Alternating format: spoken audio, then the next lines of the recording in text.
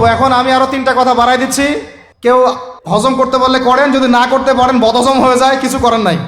বদহজম যদি হয়ে যায় পরে আমাদের সাথে মাদ্রাসায় এসে বসেন, কিতাবপত্র খুলে দেখাবো, কথা হবে ইনশাল্লাহ। ঠিক আছে, অনলাইন গরম করার দরকার নেই। রমজান মাসে আমরা তারাবির নামাজ পড়বো ইনশাল্লাহ জামাতে। কোথায়? জামাতে ইনশাল্লাহ। 2 নম্বর, তারাবির নামাজ পড়বো 20 রাকাত। কত রাকাত? 20 রাকাত। আর যদি বলেন যে আমি ভাই কম পড়ি, পড়েন আপনি বাসায়, কোনো সমস্যা নাই।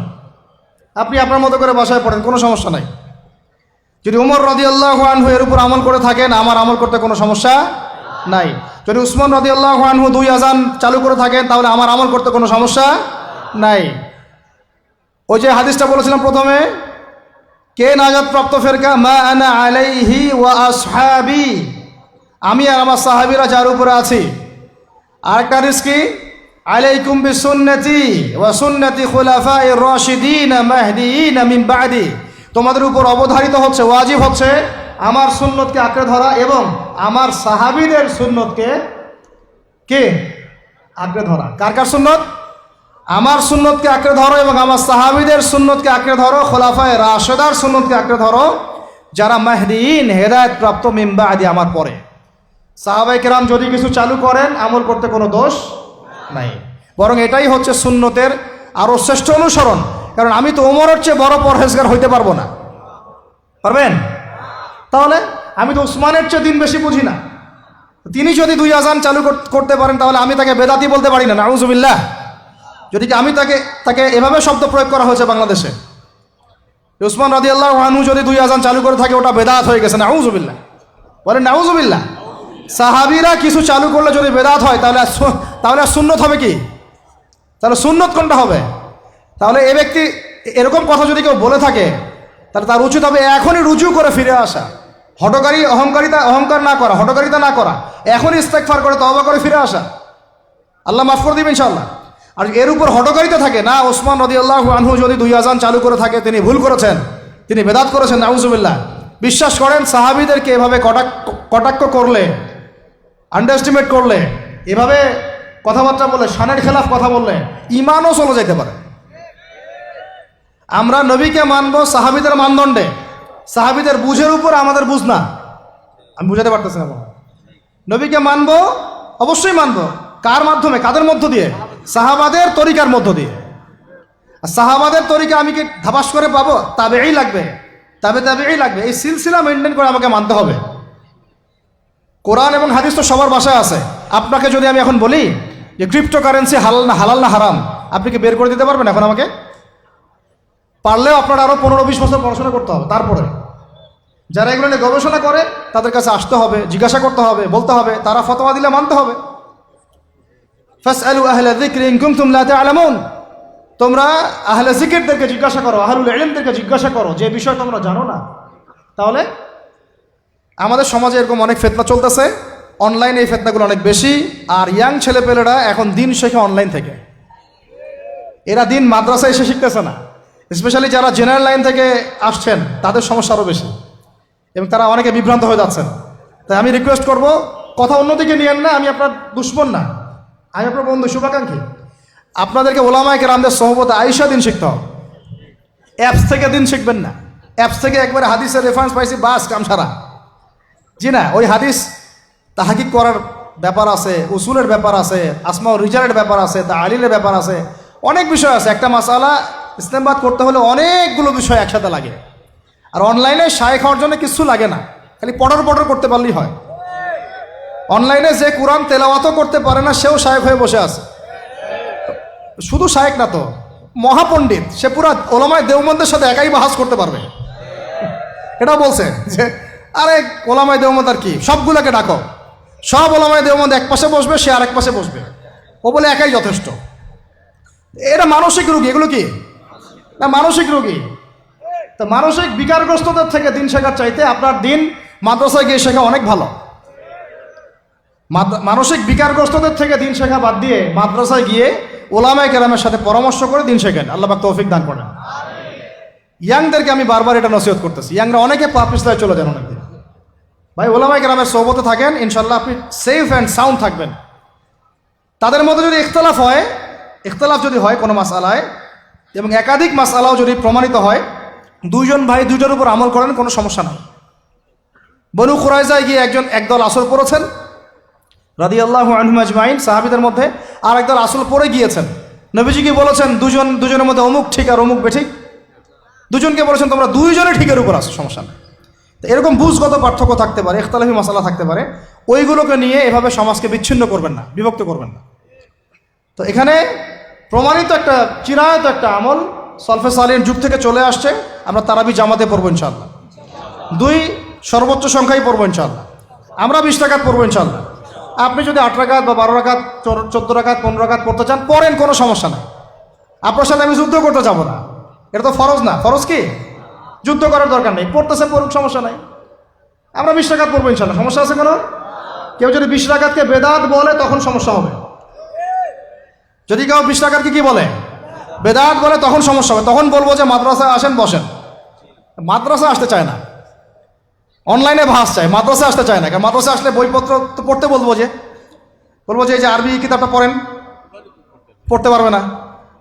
আমি তিনটা কথা বলেছি, জাস্ট কিচ্ছু করতে হবে না। বাহাসের 3টার যে কোনো একটা যদি করতে পারে আমরা হেরে গেছি। ওলামায়ে কেরাম বলবো আমরা সবাই হেরে গেছি।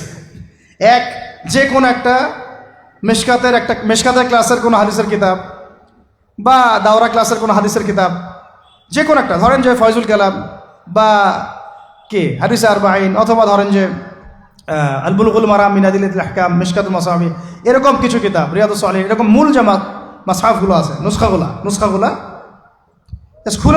খুলে দেওয়ার কাজ, যে একটু পড়ে শোনা হাদিসে কি লেখা আছে।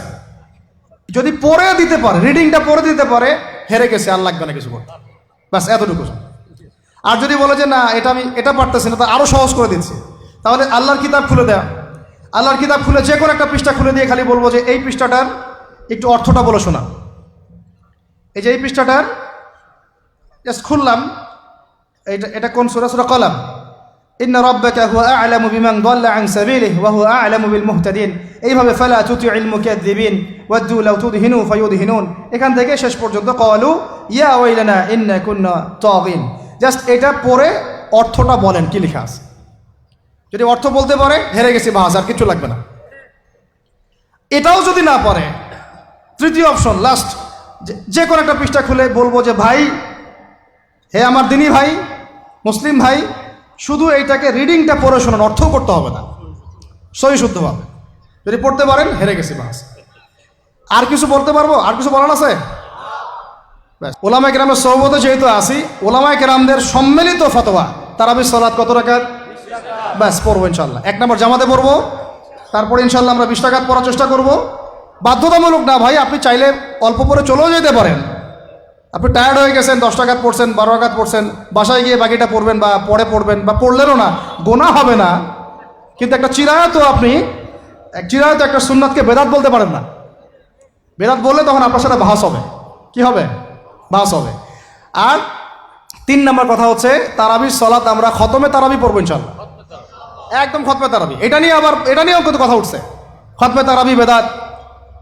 আরে ভাই, রমজান মাসে যদি কোরআন খতম না দেয়, কোন মাসে খতম দিবে?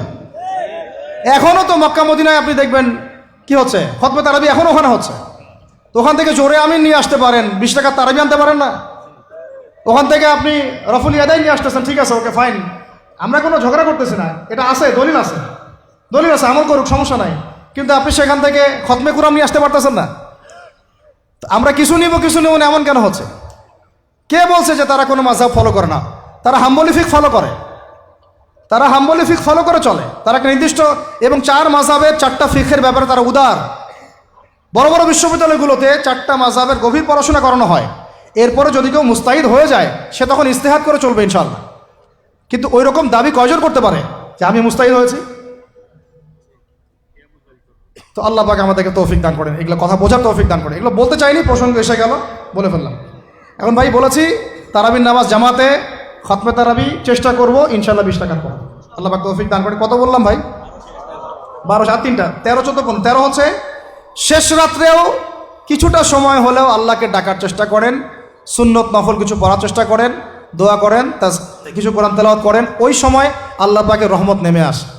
আল্লাহ পাক আহ্বান করতে থাকেন, কে আছো আমার কাছে চাইবা, কে আছো আমাকে ডাকবা, কে আছো আমাকে মানে আমার কাছে কিছু চাইবা, ডাকবা, ক্ষমা প্রার্থনা করবা, আমি তোমাকে ক্ষমা করে দিব, আমি তোমাকে যা চাও তাই দিব, আমি তোমার ডাকে সাড়া দিব। এইভাবে আল্লাহ পাক ফজর পর্যন্ত বলতে থাকেন। ইনশাআল্লাহ ইনশাআল্লাহ এটাকে কিয়ামুল লাইল করবেন, তাহাজ্জুদ পড়বেন। এটা তাহাজ্জুদ আপনি পরে, এমন না যে আপনি তারাবি পড়েছেন বলে পরে আর নামাজ পড়তে পারবেন না, এমন না কিন্তু বিষয়টা। আপনি পরেও শেষ রাত্রেও নামাজ পড়তে পারবেন ইনশাআল্লাহ। আল্লাহ পাক তৌফিক দান করেন, আমিন। 13 হয়েছে, 13 শেষ, 14 হচ্ছে ভাই, যদি সামর্থ্য থাকে রমজান মাসে একটা ওমরা করে আসে। যদি সামর্থ্য থাকে, সবার তো সামর্থ্য নাই, কিন্তু যদি সামর্থ্য থাকে রমজান মাসে একটা ওমরা করে আসতে পারেন। আল্লাহ পাক যারা নিয়াত করেছে ওমরা করার, আল্লাহ পাক করার তৌফিক দান করেন। আর যারা আল্লাহর ঘর দেখে নাই, আল্লাহ পাক সবাইকে দেখার তৌফিক দান করেন। যারা হজ ফরজ হয়েছে অবিলম্বে হজ করার তৌফিক দান করেন। আল্লাহ পাক আমাদের সবাইকে ফরজ হজ আদায় করার তৌফিক দান করেন।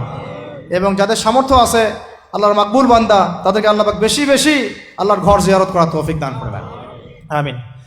তো ওইখানে না গেলে ভাই ইসলামের অনেক কিছু বোঝা যায় না, মন থেকে উপলব্ধি করা যায় না।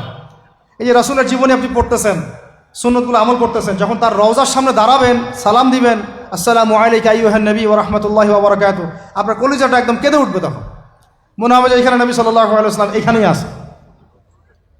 তো তার যুদ্ধ করা সেই বদরের মাঠ, সেই উহুদের প্রান্তর, সেই বনু কুরাইজা, সেই আপনার মসজিদে কুবা, এই মক্কা, এই বাইতুল্লাহ, এই হারাম, এগুলো না দেখলে, চোখে না দেখলে আপনি উপলব্ধি করতে পারবেন না, ফিলটা আসবে না। কথা বুঝতে পারছেন? আল্লাহ পাক আমাদেরকে সামর্থ্যবানদেরকে ওমরা করার তৌফিক দান করেন। এরপরে হচ্ছে যে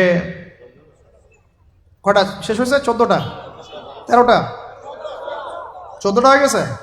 আচ্ছা, শেষটা হচ্ছে রমজানে আমরা আমাদের আশপাশের সমাজের যত দরিদ্র মানুষ আছে, অসহায় দরিদ্র ইয়েতিম, বিধবা, মিসকিন, এরকম মুসলিম যারা আছে, তাদের সবাইকে ইনশাআল্লাহ রমজানের পণ্য সামগ্রী, খাদ্য সামগ্রী বিতরণ করবো ইনশাআল্লাহ। এই উদ্যোগটা আমরা সবাই নেই তো আল্লাহ পাক নেওয়ার তৌফিক দান করেন, আমি।